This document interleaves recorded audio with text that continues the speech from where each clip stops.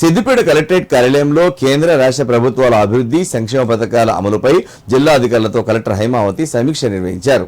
ఈ సందర్భంగా ఆమె మాట్లాడుతూ కేంద్ర రాష్ట్ర ప్రభుత్వాలు పేద ప్రజల అభివృద్ధి సంక్షేమం కోసం విడివిడిగా అలాగే సంయుక్తంగా అనేక పథకాలను అమలు చేస్తున్నాయని తెలిపారు.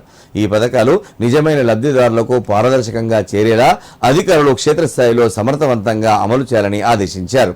ముఖ్యంగా విద్య, వైద్యం, రైతు సంక్షేమం, ఉద్యానవనం, పశుసంవర్ధక శాఖ, మత్స్య సంపద అభివృద్ధి, గ్రామీణాభివృద్ధి, మహిళా సంక్షేమం, మానవ వనరుల అభివృద్ధి వంటి ఇతర రంగాలకు సంబంధించిన పథకాలను ప్రణాళికాబద్ధంగా పారదర్శకంగా అమలు చేయాలని సూచించారు. ఈ పథకాల ద్వారా పేద ప్రజలు గరిష్టంగా లబ్ధి పొంది అభివృద్ధి చెందేలా అధికారులు కృషి చేయాలని ఆమె పేర్కొన్నారు.